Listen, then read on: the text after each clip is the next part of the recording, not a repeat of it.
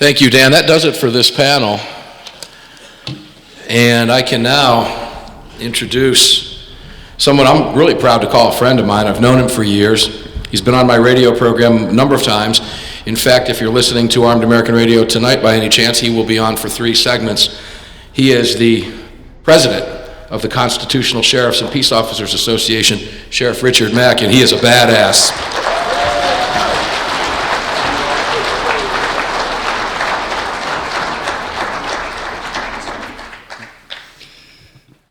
Well, this has been an amazing conference. Absolutely.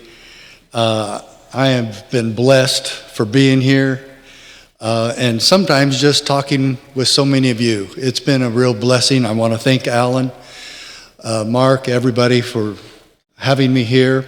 I only live an hour away, so it wasn't too hard for me.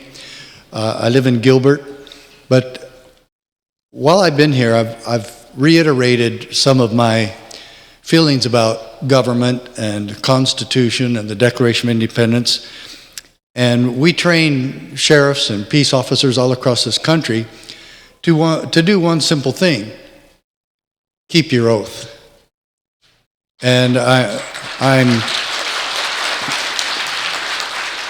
proud to have worked extensively with Oath Keepers, and Oath Keepers president and founder is here also, Stuart Rhodes. But I want to pose that question to everybody. What are we about? What is the purpose of America? What is the purpose of our government? What is the purpose of separation of powers? What is the purpose of your dog catcher? What is the purpose of your city council? What is the purpose of your governor, your state legislature, your United States Congress? Sometimes we really wonder about that. What's the purpose that we have a president? What is the purpose that we have an executive and judicial and legislative branch? Do you know that the goal is just one simple little thing? It's liberty. It's liberty. Do you know why we have police? Do you know why we have sheriffs? It's liberty. It's not writing tickets. It's not arresting all the drug dealers. It's not stopping DUIs or having DUI checkpoints. Some of the numbers there I have supported. I was in law enforcement 20 years. I certainly made DUI arrests and did so frequently. But the ultimate goal is not the numbers of people that we arrest. The ultimate goal is individual liberty. Are we protecting liberty? Are we making sure that if some people simply want to be left alone, that we're making sure their right to be left alone is being fulfilled?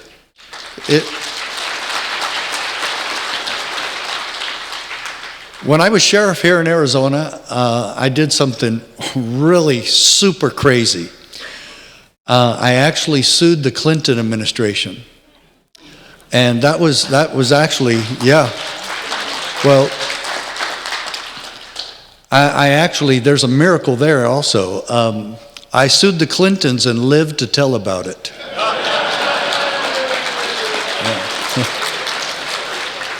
But along that line, you might also look at the history of that.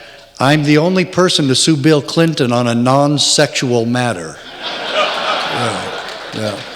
And our deal actually, when I was sheriff, Joe Arpaio and I were sheriff for 4 years, and there's only 15 counties in Arizona. We're not like you Midwesterners that need 100 counties, and Texas that has 254. Of course, they're kind of big, but we only have 15 counties here, and they're some of the biggest in the country, except for San Bernardino in California. But we had 13 at a meeting, and the BATF shows up, and none of us sheriffs, we'd already heard about the Brady Bill. It had come out a couple of months before that, but it was going to take effect February 28th. This meeting was January 21st, and there's 3 agents of the BATF there, and they hand each of us sheriffs a document that said what we had to do to enforce the Brady Bill. Believe me, you never heard so much cussing in your life. No sheriff has supported this at all. Democrat or Republican, didn't matter. Nobody supported this. Why? because the federal government was commandeering sheriffs for federal bidding. We don't work for you. Do you know the President of the United States cannot tell your sheriff what to do? Do you know who your boss is? Do you know who your sheriff's boss is? It's you, and only you. He doesn't report to anybody else. The governor is not your sheriff's boss. That's what makes us a republic, especially a constitutional republic.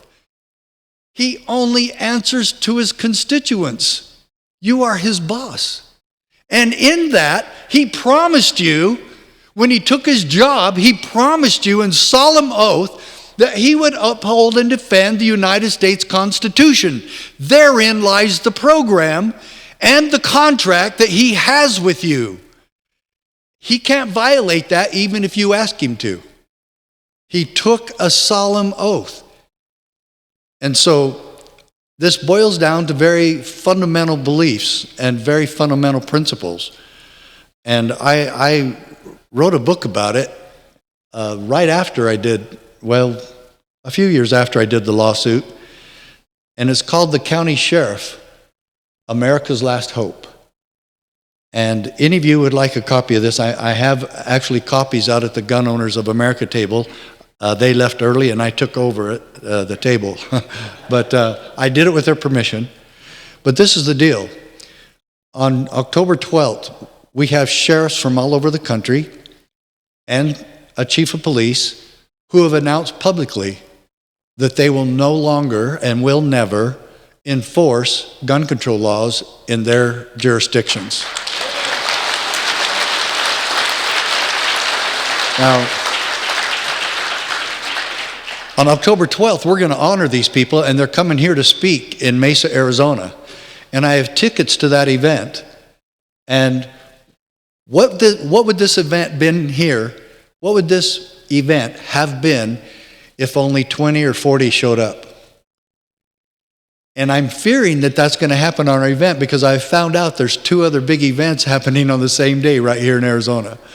And man, I wish I had known that because we would not have had that. We probably would have moved it to December 15th, which is Bill of Rights Day. And we need to honor these sheriffs and Chief of Police Lauren Culp from Washington, Republic, Washington, who now is running for governor of Washington. And he's coming here, and we're going to give him the Chief of Police of the Year Award, the Constitutional Sheriffs and Peace Officers Association Chief of Police Award. And another sheriff in Washington, Sheriff Songer, is getting the Sheriff of the Year. And we're doing some Lifetime Achievement Awards. If we're not going to stand behind these guys that are risking their lives and their careers for the Second Amendment and for our Constitution, I'm afraid we're going to be embarrassed. And so I'm asking you to do what Kevin Dixie said earlier. It's not in the hearing, it's in the doing. And I need you there at that event. It's right here in Mesa, Arizona, right downtown. I have tickets, I have flyers. Please come out to the table and get involved in this most worthy cause. I'm literally asking you to join us in the holy cause of liberty, in protecting and defending the Second Amendment and our entire Constitution. It really reminds me of when Washington was at Valley Forge right before he went into the Trenton to beat the Hessians. And who did he call? Who did he call? Yeah, he got on his cell phone. Now, who did he summon to Valley Forge to motivate the man? None other than Thomas Paine. And I have that first paragraph of the American Crisis here in my hand. These are times that try men's souls. Boy, we all know that, don't we? And then he came up with his metaphor, the summer soldier and sunshine patriot. Do we have a few of those around? Boy, we've got to do more. And right now, we've invited 100 high school seniors and college students to attend that seminar that day so that we can kind of reprogram them and have them get to know that law enforcement is here to protect rights, because that is what all government is for. Where do we see that? Can you tell me the quote from the Constitution where we see what government's for? No, but you can sure find it in the Declaration of Independence, that to secure these rights, governments are instituted among men. And then I really love how Thomas Paine takes this, and he talks about how Britain, with an army to enforce her tyranny. Sometimes I feel like our United States government has that same thing, IRS, BATF, FDA, on and on and on, that have nothing to do with following the Constitution but their own regulations, and people go to prison for that. Innocent people go to prison for those sort of things. And now the founders really objected to the Stamp Act. And so what does King George III and Parliament do? They repeal it to shove it in our face, because then they enact the Declaratory Act, which did this: to bind us in all cases whatsoever. To bind us in all cases whatsoever. And then he asked the question, does the United States Congress act like they can bind us in all cases whatsoever? Do they act like they can pass anything they want? Even if it's expressly forbidden in the Bill of Rights, they still think they can do it. And so the brainwashing continues. And Thomas Paine completely strikes a blow at such falderall. And he said, if that be not slavery, then slavery does not exist on earth. Even the expression is impious, for so unlimited a power can belong only to God. My dear friends, these rights are bestowed upon us by nature, and nature's God. I so hope that we will keep that going. I ask for your assistance. Join us, be with us, cspoa.org. I'll meet you out at the table. God bless America. Thank you so much for having me.